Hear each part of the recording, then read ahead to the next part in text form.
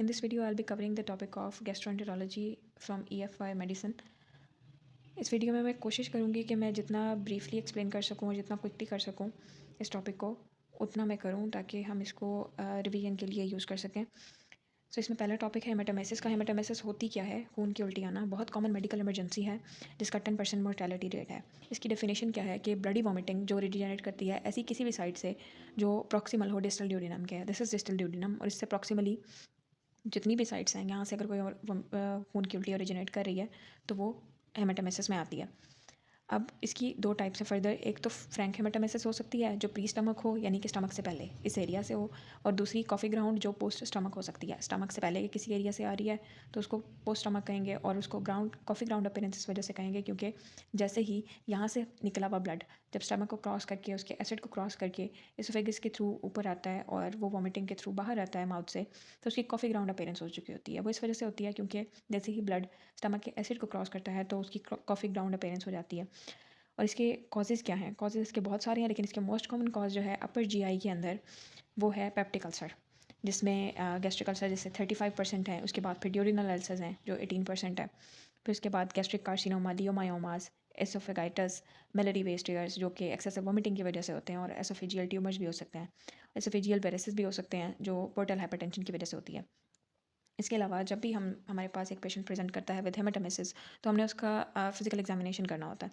Physical examination में हमने डीडीज़ बनाने के लिए ये चीज़ देखनी है कि नोज़ को एग्जामिन करना है क्योंकि समटाइम्स जो नोज़ की ब्लीडिंग है वो थ्रॉट के थ्रू माउथ से भी निकल सकती है और वो पेरेंट्स ऐसे देती है कि जीआईटी ब्लीड कर रही है उसकी। इसके अलावा लिप के लीशंस हो सकते हैं जैसे ऑस्लर वेबर नोड्स हो सकते हैं।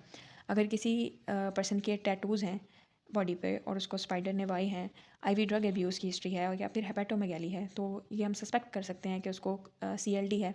और क्रॉनिक लिवर डिजीज़ की वजह से ऑब्वियसली पोर्टल हाइपरटेंशन होती है। सो इस वजह से हमने इसको भी रूल आउट करना है। इसके अलावा स्प्लीनोमेगैली उसकी वजह से भी पोर्टल हाइपरटेंशन होती है, और क्रूजिंग या फिर पेटिकिया वगैरह भी हम देख सकते हैं। ये हम किस लिए देखेंगे कि उसको कोई कोगुलोपैथी तो नहीं है जिसकी वजह से वो ब्लीड कर रहा है।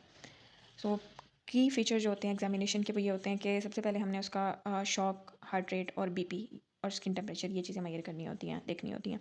क्योंकि हार्ट रेट इन शॉक की स्टेट के अंदर हार्ट रेट ज़्यादा हुआ हुआ होता है, टेकिकार्डिया होता है, बीपी ड्रॉप कर जाता है और स्किन टेम्परेचर जो है वो कूल डाउन हो जाता है, बॉडी ठंडी पड़ जाती है। इसके अलावा हमने क्रॉनिक लिवर डिजीज़ के फीचर्स भी देख लेना है और साथ में कोगुलोपैथी जैसे कि पेटिकिया और ब्रूसेस भी देखते हैं। इसके साथ साथ अगर ये फीचर्स उसके में अवेलेबल नहीं हैं, प्रेजेंट नहीं कर रहे उस पर्सन के अंदर, तो हम क्या करेंगे कि हम फुल ब्लड काउंट के टेस्ट करवाएंगे विद एचपी, हेमाटोक्रिट और साथ में यूरिया क्रिएटिनिन भी करवाएंगे। इसके रीज़न मैं आपको आगे बता दूंगी। पीटी या पीटीटी भी करवाएंगे और लिवर फंक्शन टेस्ट भी करवाएंगे। और अगर ब्लीडिंग कैटास्ट्रॉफिक है तो इसमें डिफरेंट तरह की इन्वेस्टिगेशंस होंगी जैसे मेजेंटेरिक एंजियोग्राफी या फिर लेप्रोटमी।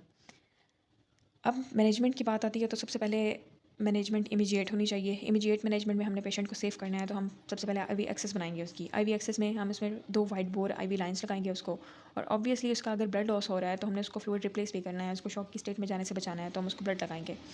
इसके बाद हम उसकी एंडोस्कोपी कर सकते हैं to rule out the cause कि किस वजह से उसको ब्लीडिंग हो रही है। वो विद इन 12 आवर्स आप कर सकते हैं। इसके अलावा इससे अगर जल्दी भी पॉसिबल है, अगर कंटिन्यूड ब्लीडिंग है, उसकी ब्लीडिंग स्टॉप नहीं हो रही तो उससे पहले भी पॉसिबल है कि आप कर लें।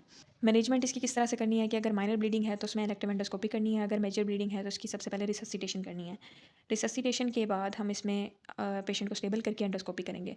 फिर आगे 2 आउटकम्स आएंगी। अगर तो एक मेजर ब्लीडिंग पॉइंट है, मेजर कॉज है, तो उसमें हम उस एंडोस्कोपी को जो पहले हम सिर्फ डायग्नोसिस के लिए बंद कर रहे थे, डायग्नोस्टिक एंडोस्कोपी थी, उसको थेरेप्यूटिक एंडोस्कोपी में चेंज कर देंगे, एंडोस्कोपिक थेरेपी में ले आएंगे।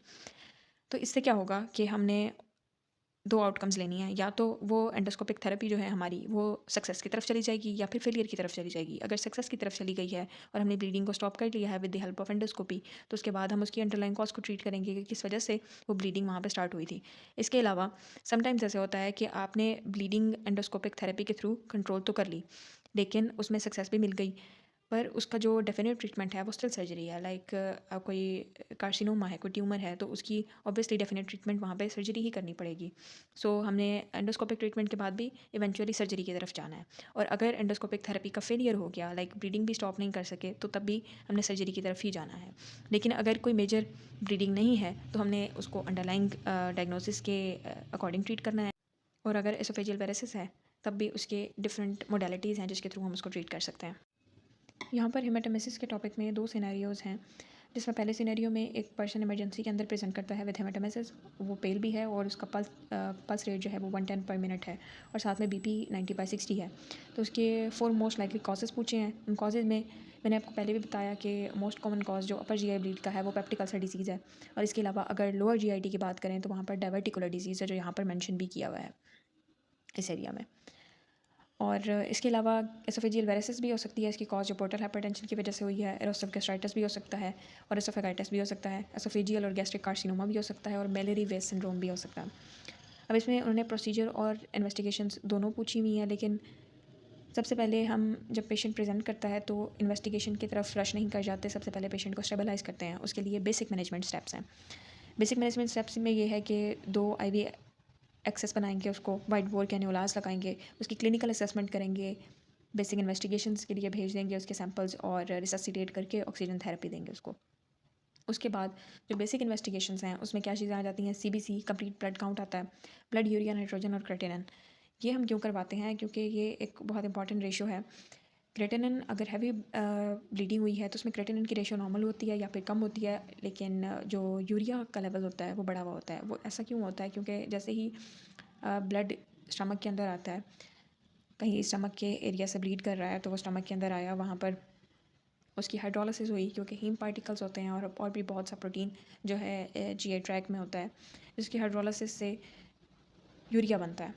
वो यूरिया ब्लड में चला जाता है और ब्लड यूरिया नाइट्रोजन का लेवल जो है वो ज़्यादा हो जाता है। तो इसलिए हम ब्लड यूरिया नाइट्रोजन और क्रेटिनिन करवाते हैं। इसके साथ एलएफटीज़ करवा सकते हैं to rule out chronic liver disease, और साथ में पीटीए पीटीरीज भी करवा सकते हैं कोगुलोपैथीज़ को रूल आउट करने के लिए।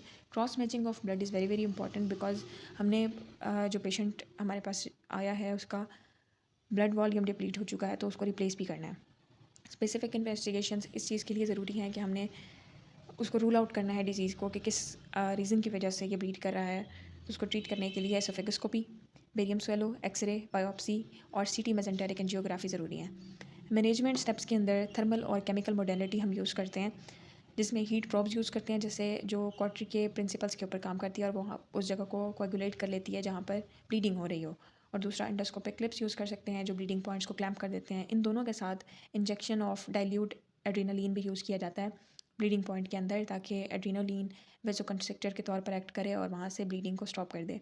इसके अलावा इनर्ट जो हेमोस्टेटिक मिनरल पाउडर है TC325 हीमो स्प्रे, उसको भी यूज़ कर सकते हैं ब्लीडिंग पॉइंट पे।